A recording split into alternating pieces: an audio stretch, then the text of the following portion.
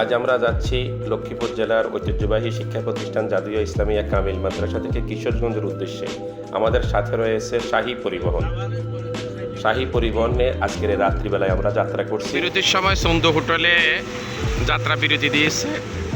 এখানে আমাদের লোকজন সকলেই রাতের খাওয়া, ডিনার, নাস্তা সকলে সম্পাদন করে এখন প্রস্তুতি নিচ্ছে।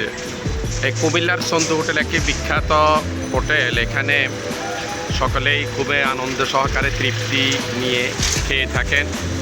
আমাদের গাড়ি আমাদের অপেক্ষায় দাঁড়িয়ে আছে, আমাদের সেই শাহী পরিবহন।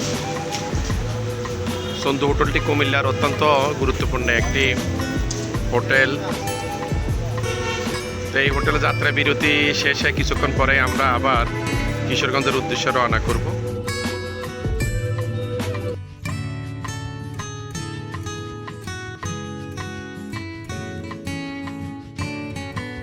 রাতে হোটেলে অবস্থানের পর খাওয়ার পরে আমাদের যাত্রা হোটেল উজান ভাটি কিশোরগঞ্জের উদ্দেশ্যে।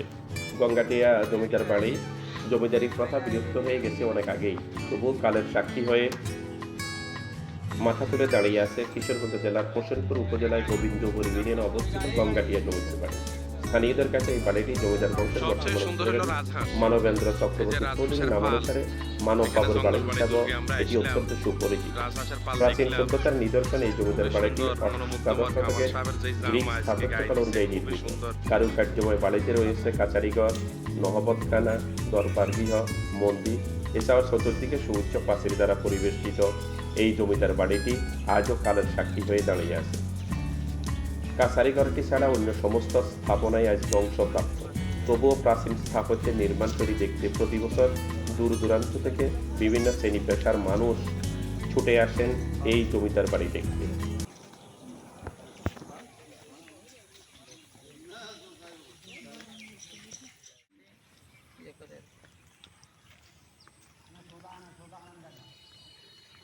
ওই ইউনিয়ন পরিষদের সামনে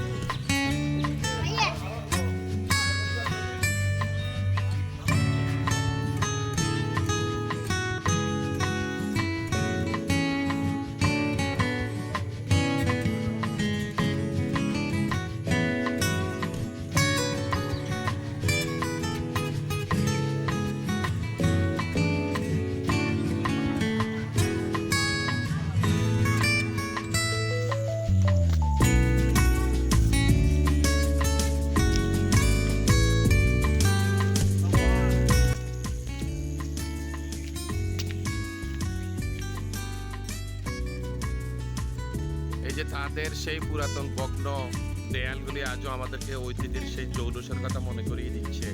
একসময় এখানে মানুষের কোলাহল ছিল, হাঁক ডাক।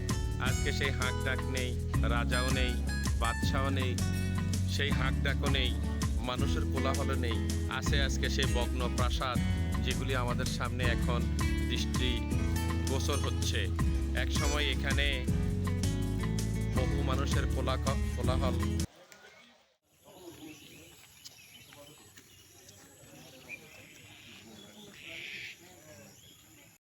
আমাদের গন্তব্য কিশোরগঞ্জ জেলার অত্যন্ত গুরুত্বপূর্ণ একটি ইসাখার জঙ্গলবাড়ি দুর্গ। ইসাখার জঙ্গলবাড়ি দুর্গ এটি অত্যন্ত গুরুত্বপূর্ণ।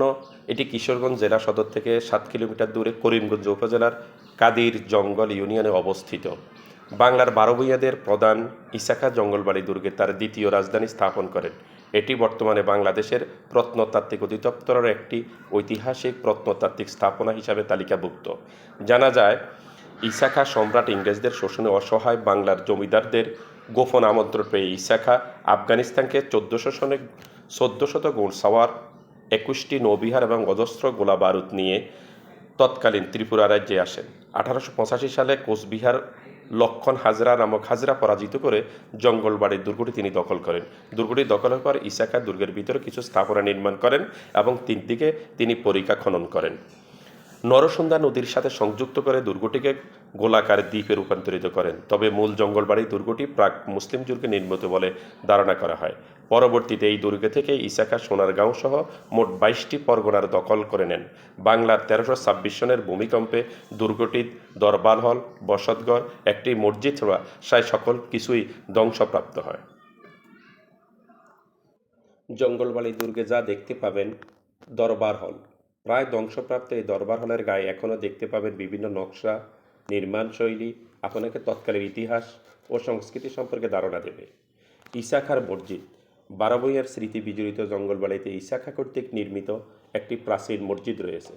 মসজিদে কোনো নামফলক না থাকায় এর নির্মাণকাল সম্পর্কে কোনো ধারণা পাওয়া যায়নি। তবে মসজিদটির দৈর্ঘ্য প্রায় 44 ফুট, প্রস্থ 18 ফুট। প্রশস্ত আয়তকারী মসজিদটির ছাদে 3টি বড় গম্বুজ রয়েছে। মসজিদের পূর্ব পাশে 11 ফুট খোলা একটি বারান্দা রয়েছে। এখানে মুসল্লিগণ নিয়মিতভাবে নামাজ আদায় করে থাকেন। ঈসা খাঁর স্মৃতি জাদুঘর করিমগঞ্জ উপজেলার প্রশাসনের উদ্যোগে ঈসা খাঁর বাড়ির কিছু অংশ সংস্কার করে ঈসা খাঁ স্মৃতি জাদুঘর হিসেবে ব্যবহৃত হচ্ছে। এই জাদুঘরের একটি পাঠাগার ঈসা খাঁর ব্যবহৃত জিনিসপত্র সংগৃহীত রয়েছে। আপনারা কিভাবে যাবেন জঙ্গলবাড়ি দুর্গে যাওয়ার জন্য? আপনারা কিশোরগঞ্জ সদর থেকে অটো, সিএনজি যোগে আপনারা আসতে পারেন।